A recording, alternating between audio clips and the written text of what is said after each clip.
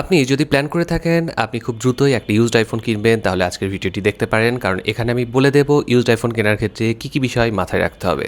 প্রথমে মনে রাখবেন ব্যাটারি হেলথই সব কিছু নয়। ধরেন আপনি একটা আইফোন 13 কিনবেন।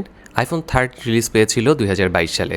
এখন 2022 সালে ব্যবহার করা একটা ফোন এই মুহূর্তে ব্যাটারি হেলথ সর্বোচ্চ 75 থেকে বা 80%-এর মধ্যেই থাকবে। আর আপনি কোনো দোকানে গিয়ে যদি দেখেন 22 সালে অ্যাক্টিভেট হওয়া কোনো একটা আইফোন 13-এর ব্যাটারি হেলথ 90% উপরে, তাহলে অবশ্যই ধরে নিতে পারেন এই ফোনটির ব্যাটারি কিন্তু বুস্ট করা হয়েছে। সেজন্য একটা ইউজড আইফোন কেনার সময় ফোনের সিরিয়াল নাম্বার দিয়ে সেটার পারচেজ ডেটটা আপনি অবশ্যই দেখে নেবেন।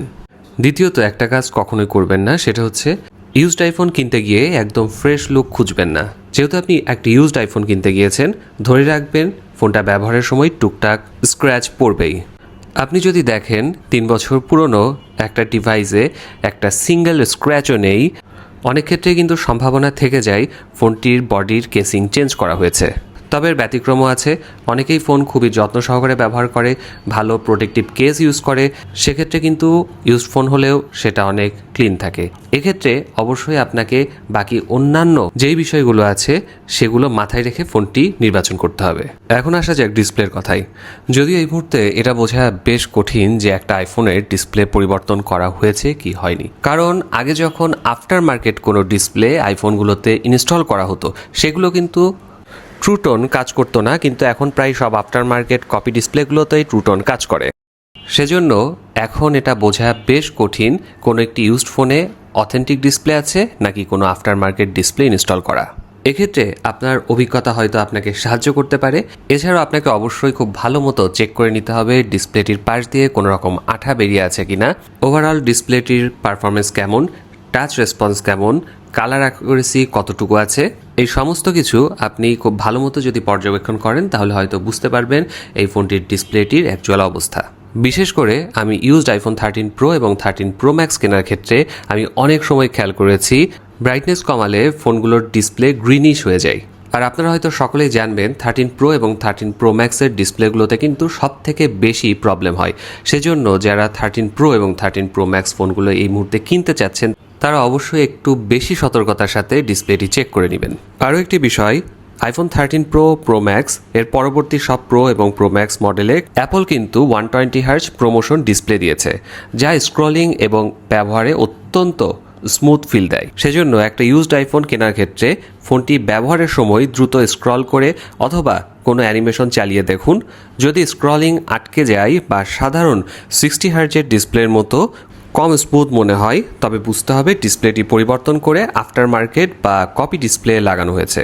লোকাল ডিসপ্লেগুলোতে সাধারণত 120 হার্জ রিফ্রেশ রেট থাকে না। এরপরে আপনি যেটা করতে পারেন, সেটিংস থেকে ফ্রেম রেট চেক করতে পারেন। এজন্য সেটিংসে গিয়ে তারপরে অ্যাক্সেসিবিলিটি এবং সবশেষে মোশনে গিয়ে দেখুন লিমিট ফ্রেম রেট অপশনটি অন করা আছে কিনা। এটি অন থাকলে রিফ্রেশ রেট 60 হার্জে সীমাবদ্ধ হয়ে যায়।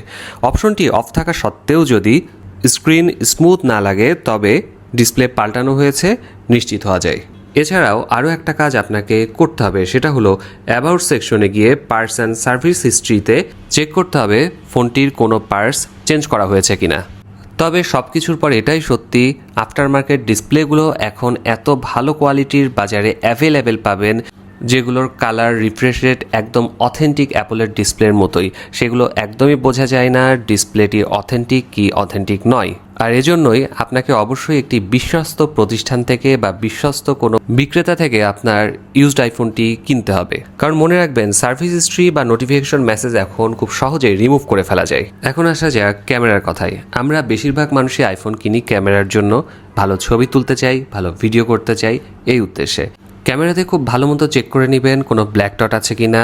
ক্যামেরা চেক করার জন্য আমি সহজভাবে যে কাজটি করি, কোনো একটা সাদা সারফেসের উপরে ছবি তুলি, তারপরে সেখানে চেক করে দেখি খুব ভালো মতো কোনো রকম ব্ল্যাক কালার বা কোনো ব্ল্যাক ডট আছে কিনা, এবং ভিডিও করে চেক করে নেই লেন্স শিফটিংয়ের সময় কোনো সমস্যা হচ্ছে কিনা।